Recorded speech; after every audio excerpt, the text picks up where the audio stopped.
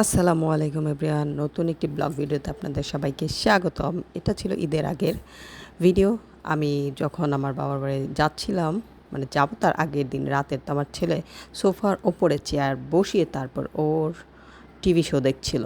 পরদিন সকালবেলা আমার হাজব্যান্ডকে বাসায় রেখেই আমি একাই 3টা বাচ্চাকে নিয়ে ঢ্যাং ঢ্যাং করতে করতে এই যে আমার সিএনজি মামাকে নিয়ে তারপর গিয়েছিলাম স্টেশনে। তো সিএনজি মামা আমার অনেক ভালো, তিনি আমাদেরকে একদম ট্রেন পর্যন্ত উঠিয়ে দিয়ে তারপর আসে। আর এইদিকে দেখেন, এখানে 2টা ভাইয়া পায়ে ব্যথা পেয়ে মেবি ওনারা হয়তো অ্যাক্সিডেন্ট হয়েছিল, মেবি দুইজনই একসাথেই যাচ্ছিল মেবি ট্রিটমেন্টের জন্য ঢাকাতে। তো অসুস্থ হলে বোঝা যায় আসলে সুস্থতা কত বড় জিনিস।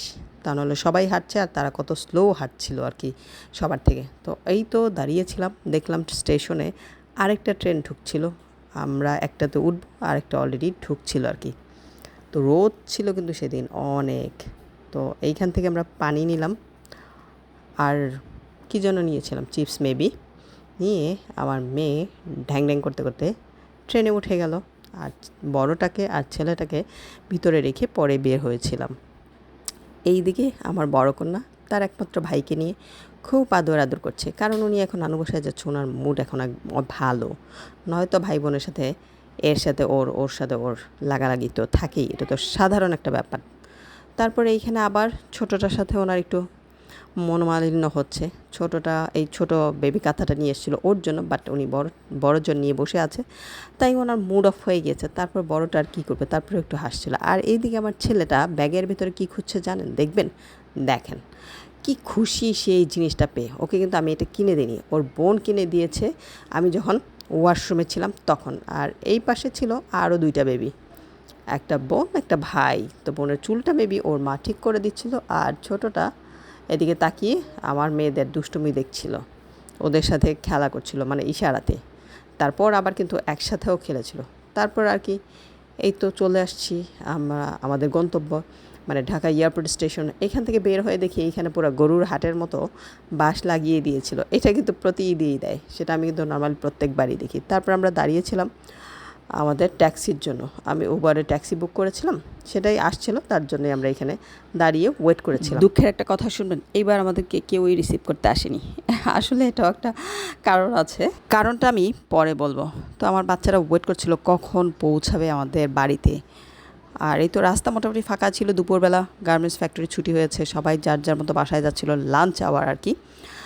আর আমি তো বসে বসে দেখছিলাম। এই দিকে কিন্তু রোদটা একটু কমই ছিল, চিটাগংয়ের যেই রোদের তাপ ছিল মানে ঢাকাতে তার থেকে কম ছিল দেখলাম।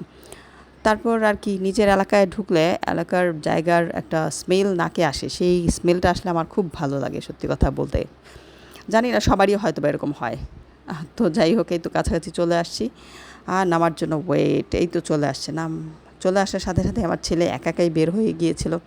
ওইদিকে আমার মেয়ে অলরেডি নেমে গিয়েছে, আমি আস্তে ধীরে নামছিলাম। তো ওরা খুব উত্তেজনায় থাকে। তো আর কি এই তো বাসায় পৌঁছার পর বিকেলবেলা ছাদে উঠে দেখি গাছের আম, এই তো আম ঝুলছিল। তো আমার মেয়ে প্রথমে গিয়ে দেখে, পরে আমাকে ডাকে। তো গিয়ে দেখলাম মাশাল্লাহ আলহামদুলিল্লাহ ভালোই আম হয়েছে গাছে।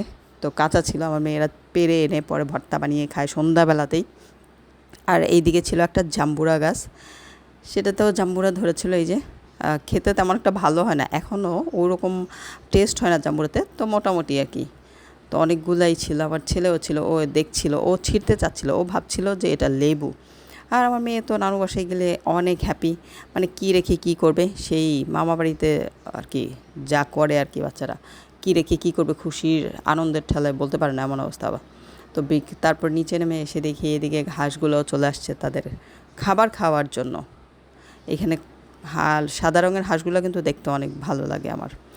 আর অন্য কালারেরও ছিল কতগুলা, ওদের খাবার খাওয়া শেষ মেবি চলে যাচ্ছিলো। আর এদিকে ছাগল নিয়ে আমার বাচ্চা কাচ্চা খেলাধুলো শুরু করে দিয়েছে। আর সন্ধ্যাবেলা দেখেন, এই হচ্ছে আসল কারণ আমাকে রিসিভ করতে না আসার কারণ। সবাই মিলে গিয়েছিল গরুর হাটে। আমি যেহেতু ঈদের 1 সপ্তাহ আগে গিয়েছিলাম, তো তারা সেদিন সকালবেলায় গরু কিনতে গিয়েছিল। সকালবেলা না, দুপুরের আগে আগে। তো গরু কিনে নিয়ে আসে, এই যে 2টো গরু আলহামদুলিল্লাহ খুব সুন্দর দেখে কিনে নিয়ে আসছিলো। তো পরদিন সকালবেলা এই যে গোয়ালঘরে গিয়ে তারপর আবার গরুর 2টোকে দেখলাম যে কেমন। যাক, দাম যাই হোক, আল্লাহর নামে কোরবানি করা হবে, এটাই হচ্ছে বড় কথা। হয়তোবা অনেকে বলবে মানে দাম আমি বলবো না, যারাই দেখেছে তারা হয়তোবা বলেছে একটু দাম বেশি হয়েছে বা হয়েছে, সেটা কোনো ফ্যাক্টর না। আল্লাহ রিজিকে যেটা রেখেছে সেটাই আসছে। আর সন্ধ্যাবেলা এই যে আমাদের রফিকুল ভাই মেয়েদের কাজে খুব এক্সপার্ট, উনি ছেলেদের কাজ মেয়েদের কাজ অলরাউন্ডার, মানে সব কাজ পারে।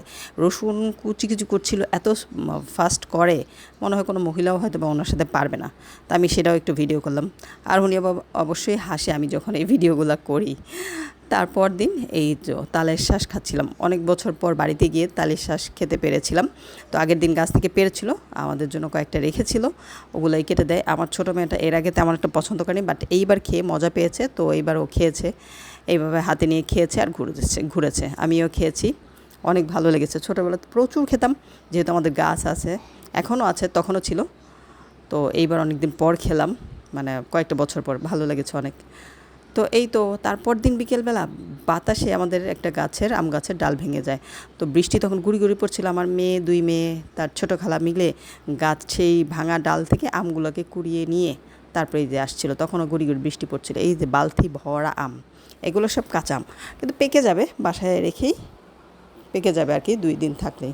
তারপর আর বৃষ্টি শুরু হয়, ঝুম বৃষ্টি আর বৃষ্টি। এর মাঝখানে আমাদের রফিকুল ভাই কি করে দেখবেন, দাঁড়ান আপনাদেরকে দেখাচ্ছি। বৃষ্টি কিন্তু আমার অনেক ভালো লাগে, টিনের চালে বৃষ্টি পড়লে সেটা আরও বেশি ভালো লাগে। এই দেখেন রফিকুল ভাই গোসল করছিল বৃষ্টিতে ভিজে ভিজে, তার শালার সাথে কঠিন আলাপ চলছিল, তার মনে হচ্ছিল তার শালার বিয়ে সম্পর্কে আলাপ চলছিল এই ঝড় বৃষ্টির মাঝখানে। তো যাই হোক, এই তো সন্ধ্যাবেলা আমার কাজিন আমার ছোটো বোনের জন্য কয়েকটা কিউট কিউট হাঁসের বাচ্চা নিয়ে এসেছিল। এই যে দেখেন কত কিউট, তাই না? আর এই তো পরদিন সকালে, কিন্তু সকালে না 10টা-11টার দিকে আবারও এরকম কাপড় দিয়েছিলাম ছাদে, সেগুলো নিয়ে আসতে গিয়ে এইরকম একটা ভিডিও করে।